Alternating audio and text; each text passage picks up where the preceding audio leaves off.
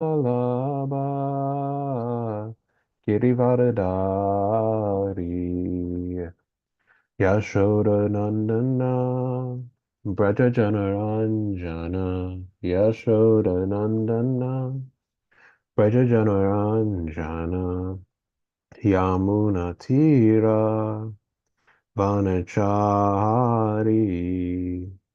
Yamuna Tira Vanachari Jaya Radha Madhava Kunja Bihari Jaya Radha Madhava Kunja Bihari Jaya Gopi Jana Vallabha Girivardhari Jaya Gopi Jana Vallabha Girivardhari Yashoda Nandana Braja Janaranjana Yashoda Nandana Braja Janaranjana Yamuna Tira Vanachari Yamuna Tira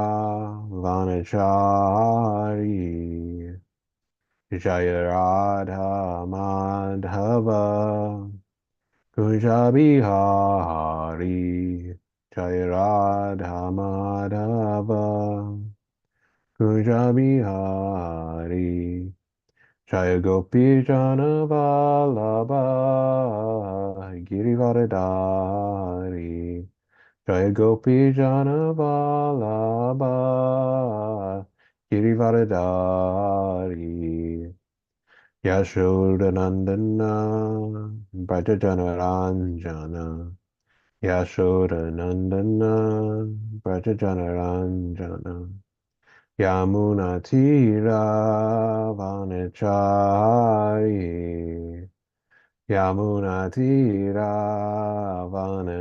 Vanachari Jaya Radha Madhava Kunja Bihari Jaya Radha Madhava Kunja Bihari Jaya Gopi Jana Vallabha Girivardhari Jaya Gopi Jana Vallabha Girivardhari Yashoda Nandana Braja Janaranjana Yashoda Nandana Braja Janaranjana Yamuna Tira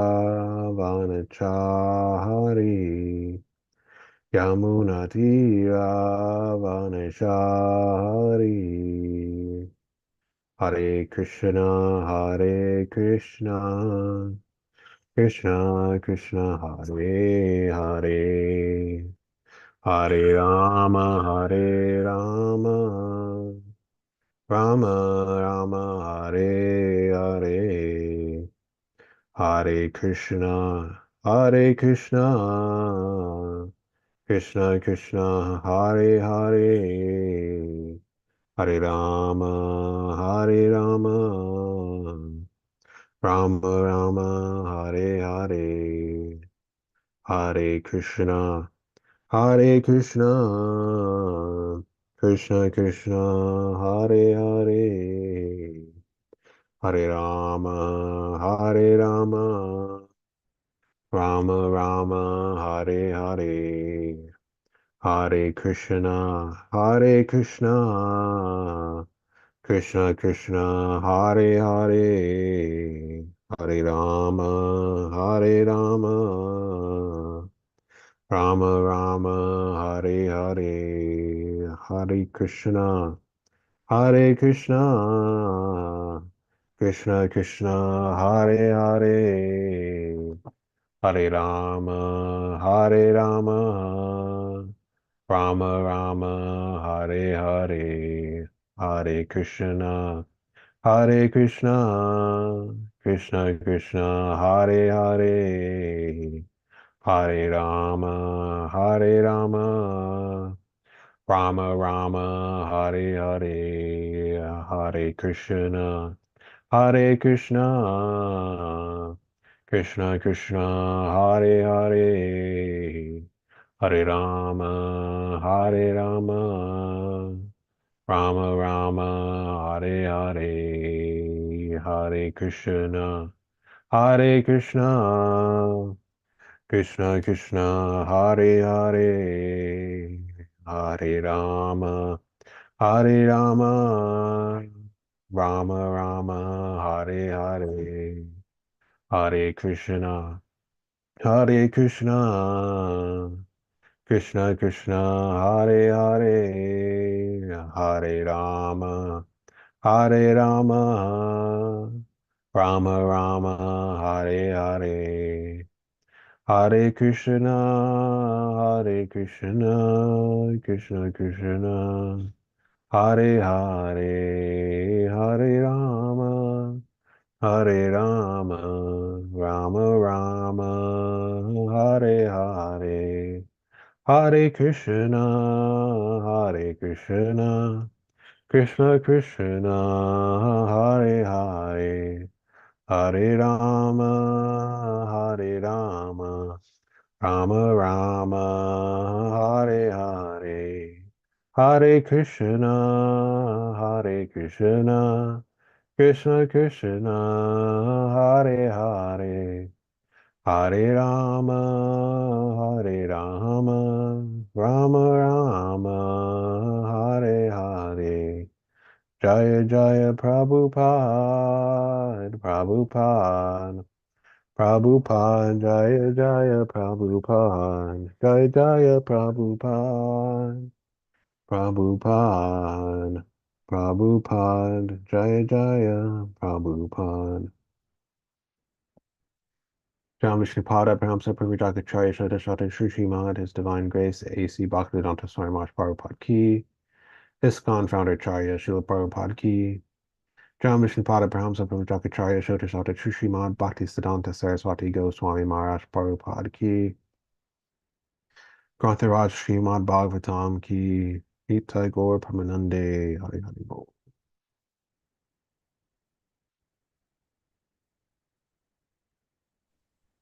Hare Krishna. Also, sorry. Hari Bol. Is there a problem to give classes in a temple? Is it in? Yeah, because we have few persons who attend them in person, so it would Okay. be preferred if we can do as many classes in the temple as possible. Okay, well, I'm in the middle of it now, so I don't know if... Yeah, I know. I mean, for the next one then. Okay. Thanks. Om Namo Bhagavate Vasudevaya. Om Namo Bhagavate Vasudevaya. Om Namo Bhagavate Vasudevaya.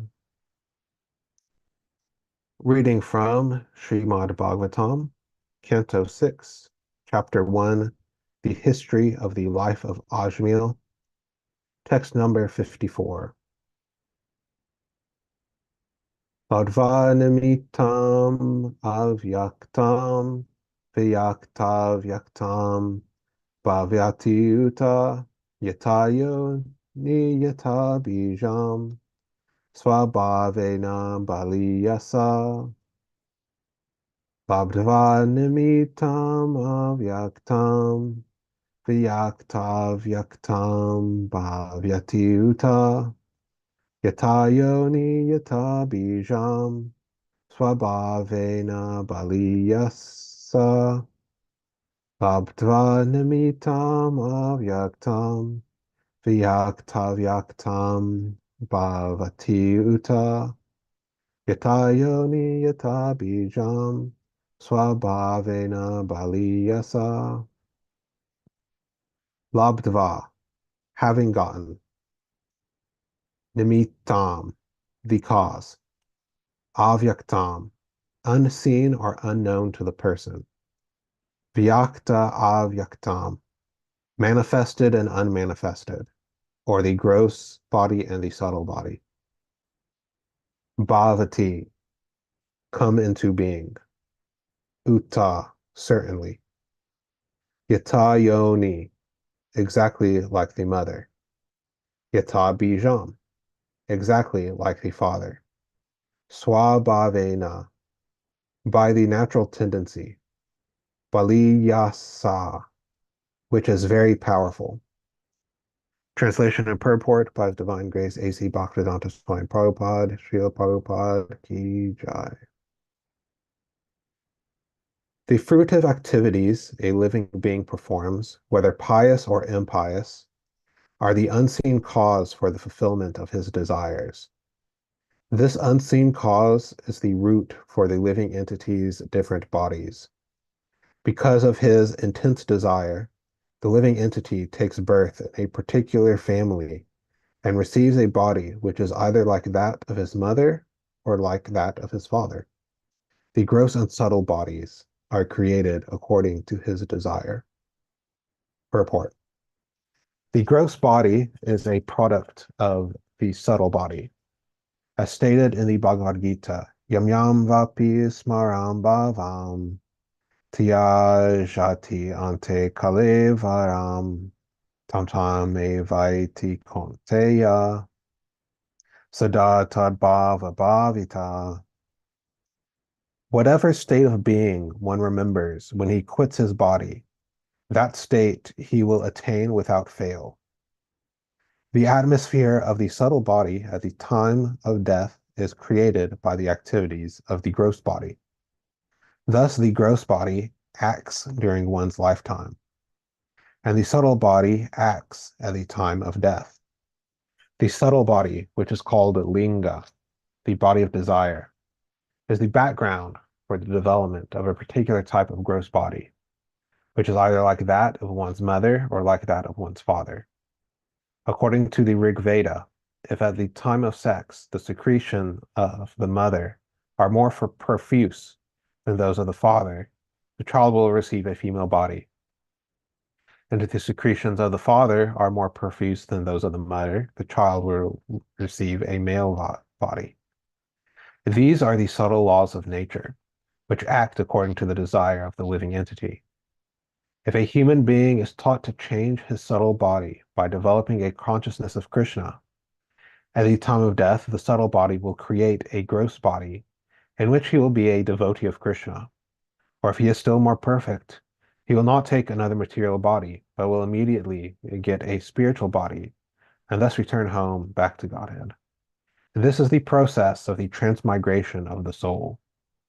Therefore, instead of trying to unite human society through pacts for sense gratification that can never be achieved, it is clearly desirable to teach people how to become Krishna conscious and return home back to Godhead.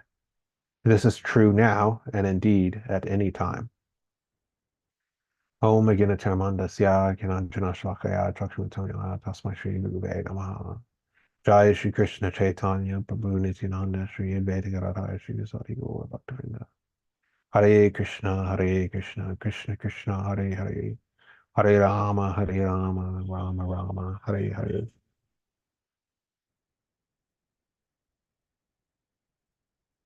So, in this translation, and continuing the discussion between the Vishnuduta and the Yamadutas, there is a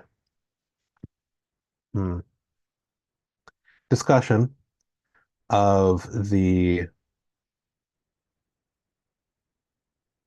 relationship between the gross body and the subtle body. That is between the physical body that we are currently inhabiting and the body of the mind, intelligence, and ego. And in this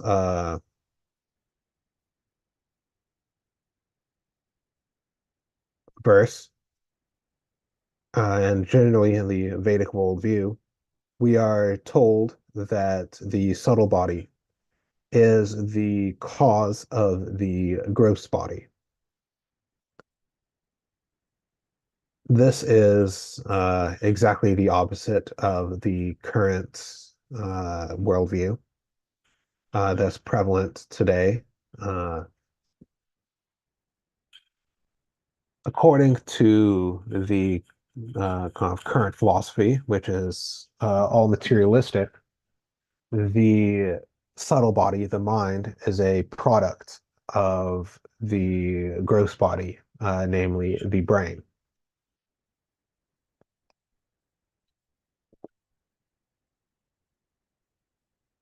That if one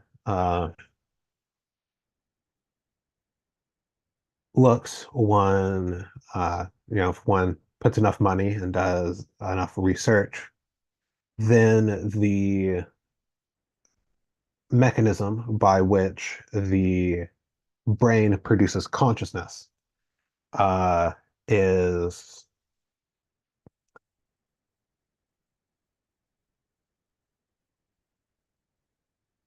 bound to be discovered. Prabhupada, of course, referred to this as a blank check or a post-dated check sort of argument. If I give you a check with a future date on it, you have to trust that I'll have enough money to cover it when that future date comes. And likewise, in many of these scientific discussions, Prabhupada compared it to a similar sort of situation where uh, saying, okay, one day in the future, I will discover. But uh, you know, that future is not guaranteed that it'll happen or come to pass at all. Uh, but it is true that there seems to be some convincing evidence that the materialists can use to uh, attempt to argue their claim. Of course, it also fits into the actual worldview, which is the Vedic worldview. But there does seem to be a relationship between mind and brain. Uh, one area of research and neuroscience is what is known as neural correlates of consciousness, NCCs. That is brain activity that correlates with aspects of our conscious volition. If I decide to speak, if I decide to move my arms or think about a certain thing that might be emotionally charged or analytical, if I am in some sort of say fMRI machine, then you can see certain areas of the brain light up, that more energy is going there. And of course, there are uh, examples of people with traumatic brain injuries where it seems that their whole personality or sometimes even their abilities have completely changed. The most famous example that you might hear about in an introductory neuroscience or psychology class is that of Phineas Gage, who was impaled through the head with some sort of wrought iron rod or something, uh, but survived and had his personality completely changed. Uh, his emotional processing was completely different than it was previously. And you have the examples of people who suffer strokes, who have completely different personalities after, or sometimes even different abilities. They might go from not really knowing that much music to being uh, product or concert pianists or something like that. These sorts of cases do happen. On the other hand, there is also scientific evidence that the brain and even the nervous system in general, is not all that uh, it's not the end all and be all of conscious experience. Of course, one does not usually hear about these sorts of studies, the sort of evidence, simply because there's a prevailing paradigm, a prevailing worldview in the scientific world that does not admit these sorts of evidence. Uh, and this sort of worldview says that is basically, as I mentioned before, materialism. And anything which challenges the dogma that the brain is the generator of consciousness, the generator of life, is more or less ignored. One of the most interesting uh, studies or cases is that of Dr. John Lorber, who is an Irish, I believe, physician. He's a general practitioner. And so he was one day going about his practice, and a student who was one of his patients came in, an honors math student at University of Dublin. And he was complaining of headaches. Uh, and the doctor said, "Oh, it's probably stress, or you're not resting enough because exams are around the corner. Just normal things that might happen to a studious sort of person around exam time."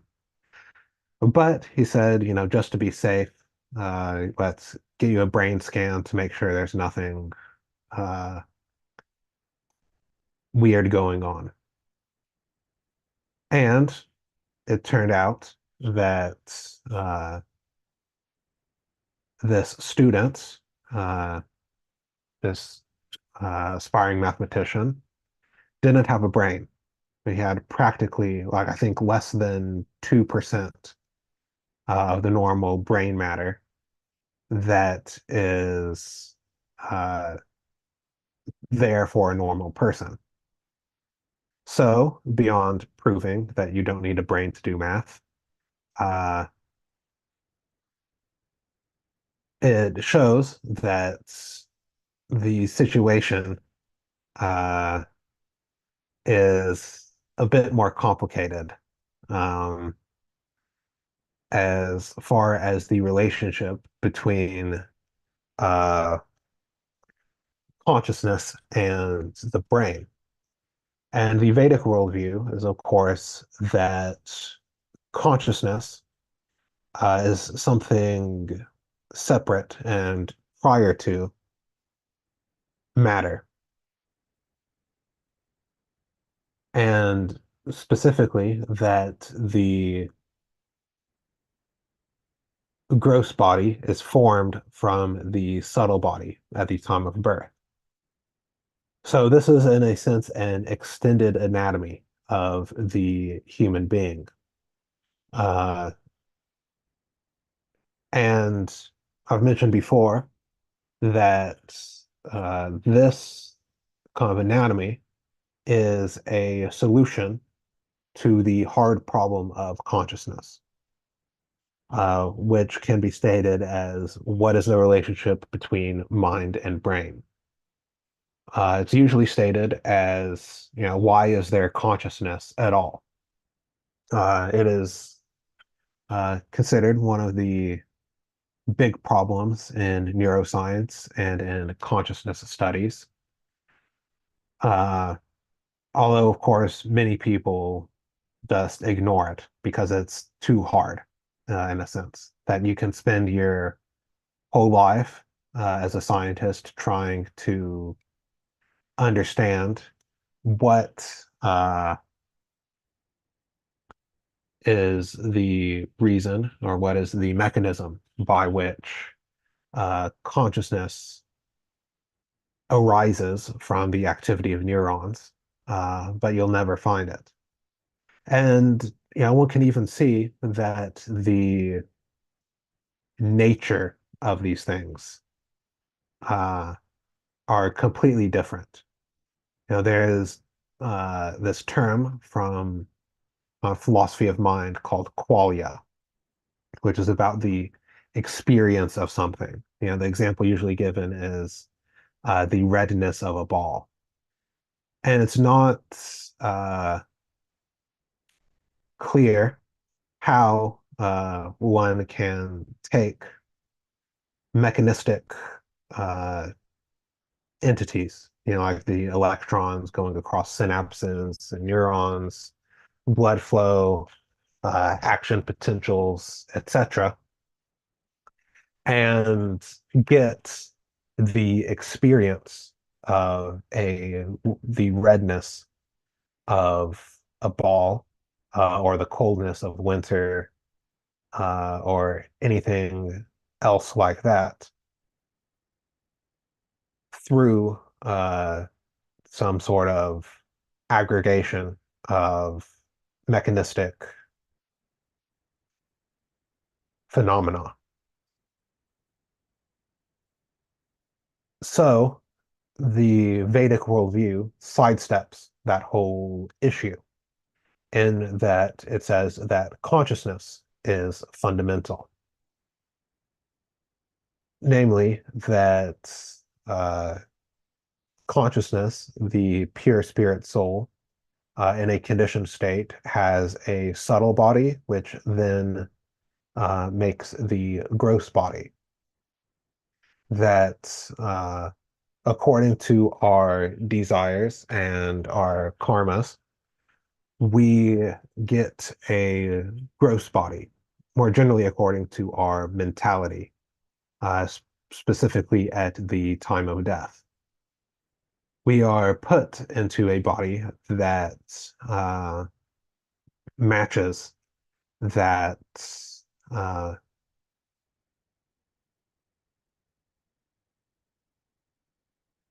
mm, form of mind or that consciousness that we are in,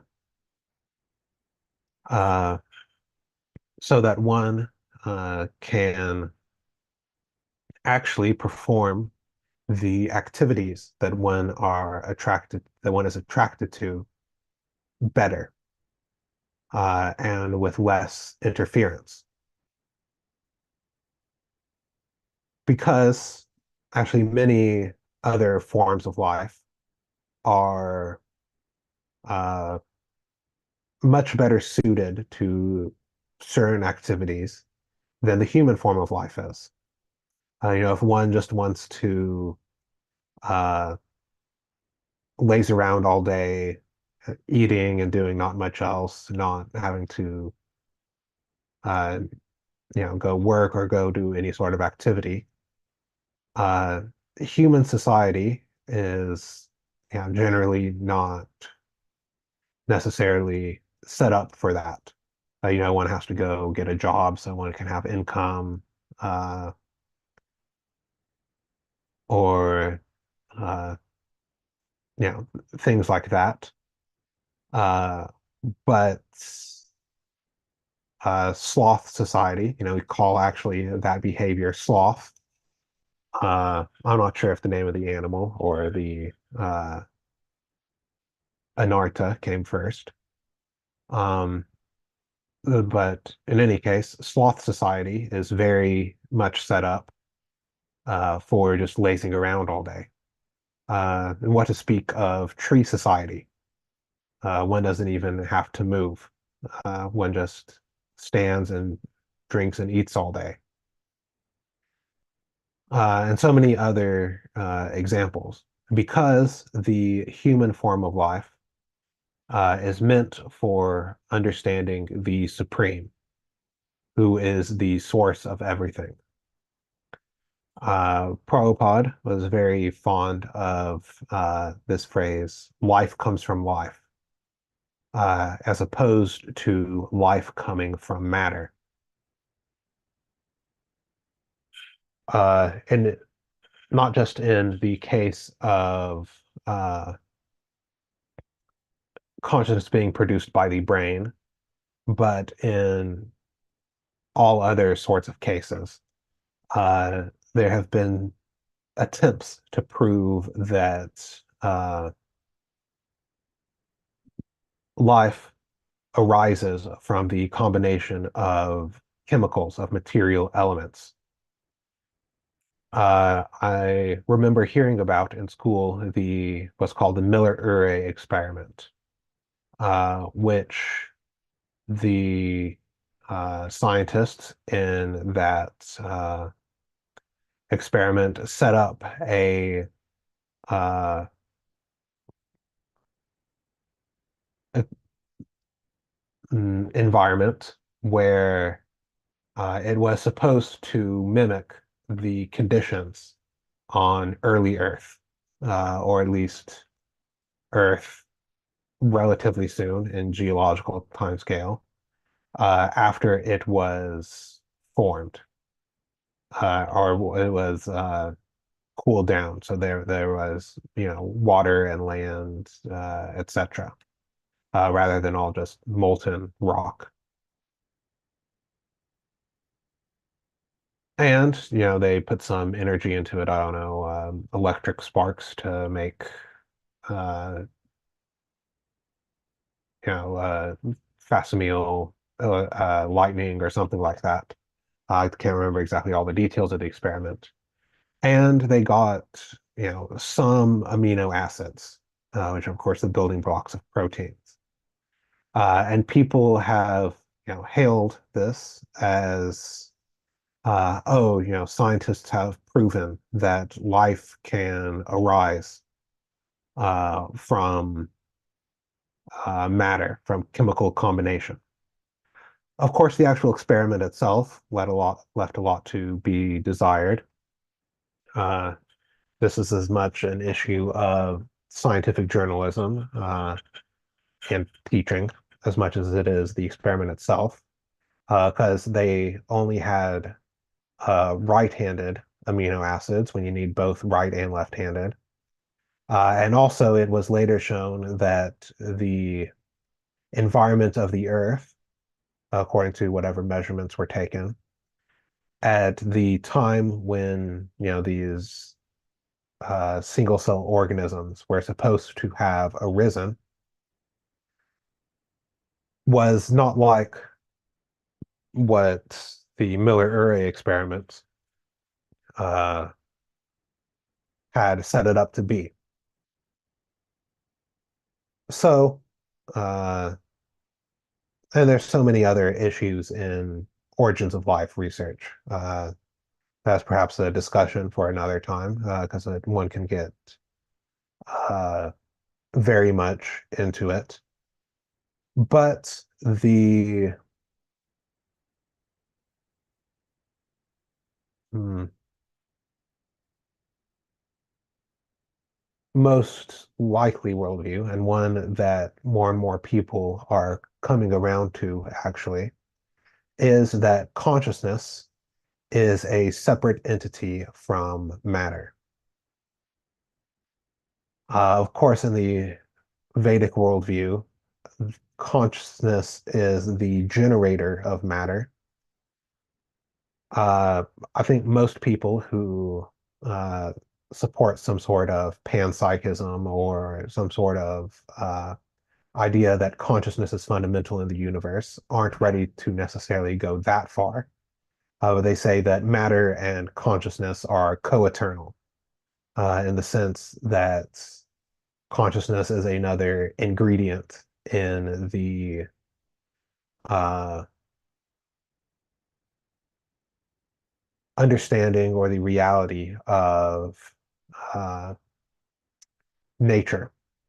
You find ideas like this in what are called participatory universe models, which has the primacy of minds in actually collapsing the early universe. Uh, and actually helping to form the dynamics of the uh, early universe.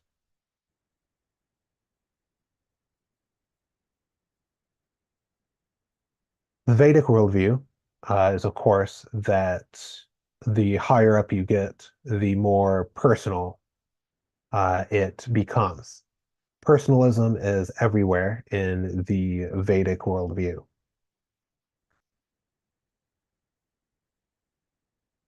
Most of these, panpsychist theories are a bit impersonalists, in that one has, some sort of field or entity or fluid or something like basically fluid or pervasive matter or pervasive entity that one calls mind. But they very rarely attach it to any sort of personhood. But of course, in Srimad Bhagavatam, personality is supreme. Ultimately, the supreme personality of Godhead. This is actually the entire system is set up and emanates from Krishna and is the and Krishna in the form of the super soul is the one who is associating with and guiding the living entity through all of the various forms of life that he takes.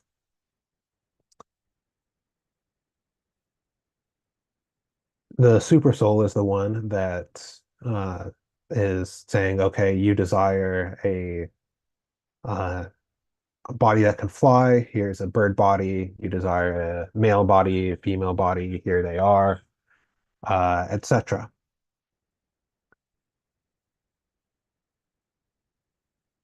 And uh, at the throughout life, one is shaping this subtle body, these desires, these mentalities, etc.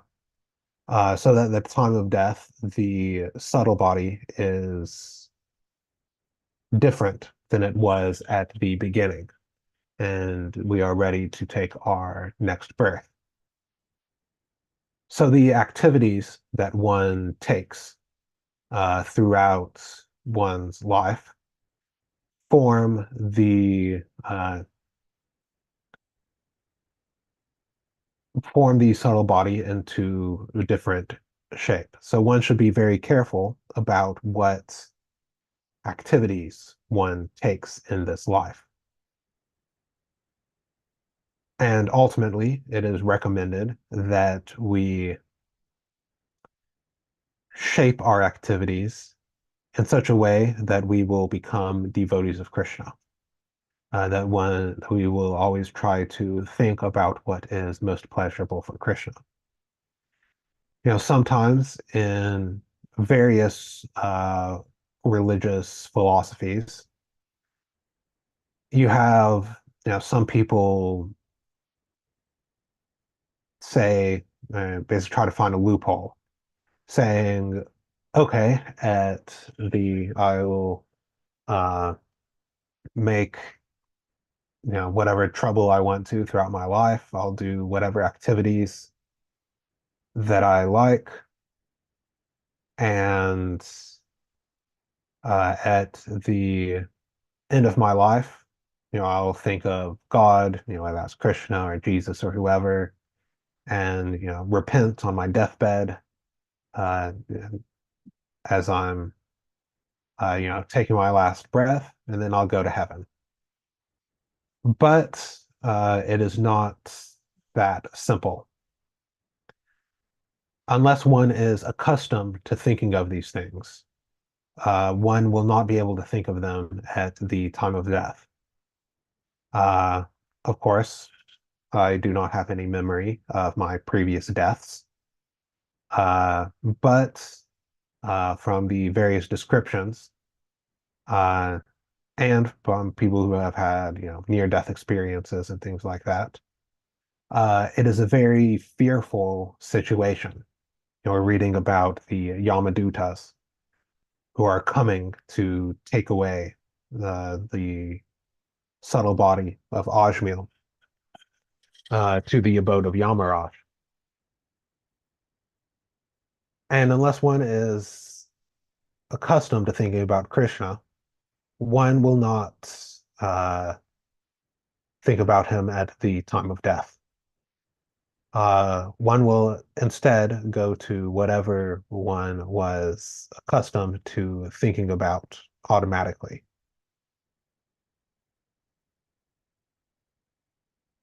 So we should try to arrange our activities such that we will always be thinking of Krishna. And then even if there is some uh, issue or some inconvenience or incapacity at the time of death, Krishna will himself come to remind us of him. Because Krishna never forgets any service that is done to him, and he will reciprocate even up to the time of death and beyond. So that if we have perfected our Krishna consciousness, we can go back to the spiritual world. Or even if we aren't necessarily there yet, we will at least get a chance to be born in a very favorable situation, uh, likely in the family of devotees, so that from our very childhood, we can be taught to be a devotee of Krishna. So I will stop here, ask for any comments or questions, corrections, complaints.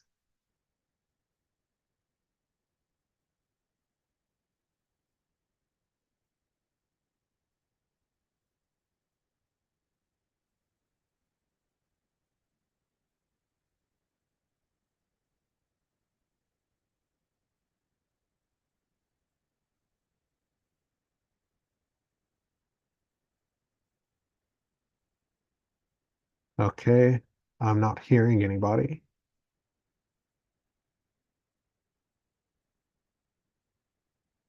Prabhu, I'd like to thank you for a fascinating class. Thank you. Um, don't really have immediately a question or a comment, but I'm just really intrigued by the things that you mentioned. Hmm.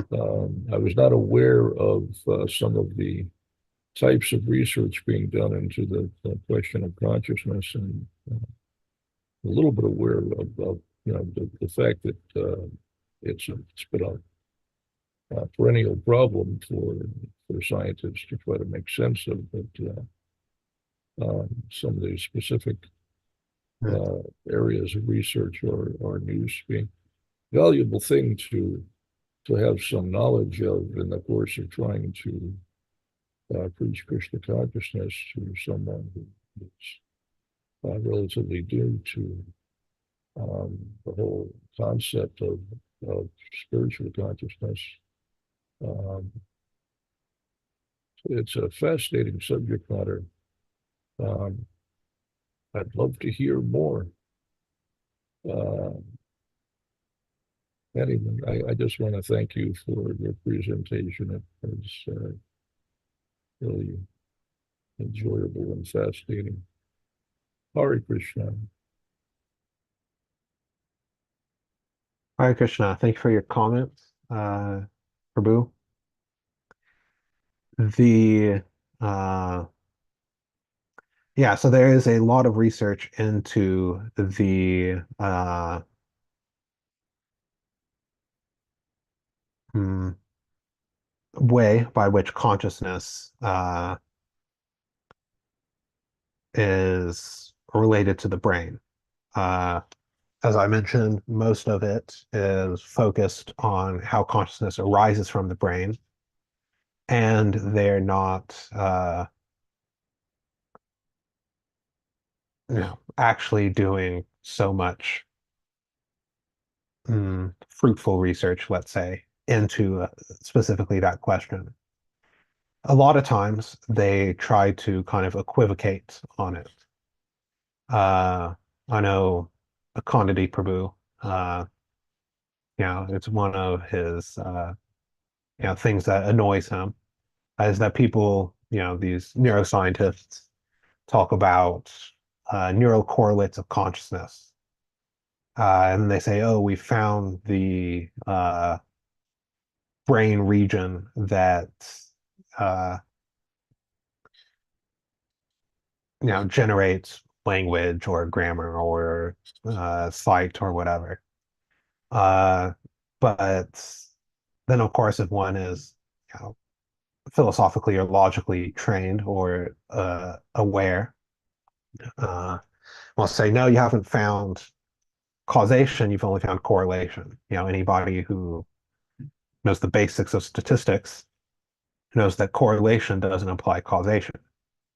Of course, we would say that the causation is exactly backwards, in that the mind, the subtle body, is causing the activity in the brain, which is, of course, explains the basically all of the neuroscience data just as well, and even explains things that the modern neuroscience models cannot do. That if you take the model that the mind is using the brain to control the body, then it makes sense that if there's brain damage, things change because it's just like if your computer is broken, then one will not be able to necessarily do the same things. Or even if one is thinking that one is doing the same things, there might be an issue. So yeah, there's a lot that could be gone into as in regards to neuroscience research. It's a very wide topic. Yashadev Prabhu said in the chat that he still has some doubts about the claim that the gender of the child is determined by the volume of secretions, or is it the concentration of the secretions? I do not know so much about the science of all of this. I'm assuming that somewhere in the Ayurvedic literature, this is discussed. Yeah, I don't know if it's volume or concentration or some other uh, mm, biological process. I'm not so expert in Ayurveda, which, so if anybody is, they can discuss this, figure this out. But I'm sure it's somewhere in the Vedas or the Upavedas, rather.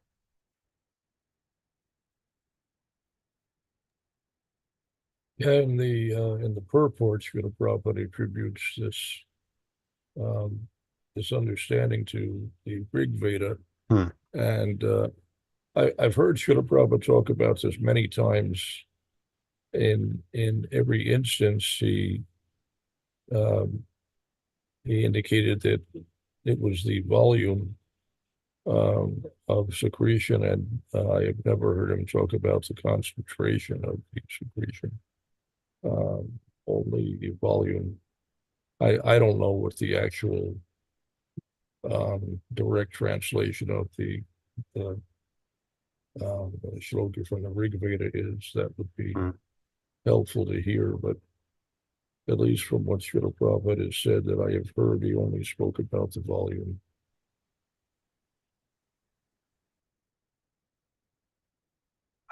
Yeah, so yeah, as I said, I don't have so much expertise on Vedic biology. So if anybody is interested in those, I'm sure there's lots that one can find.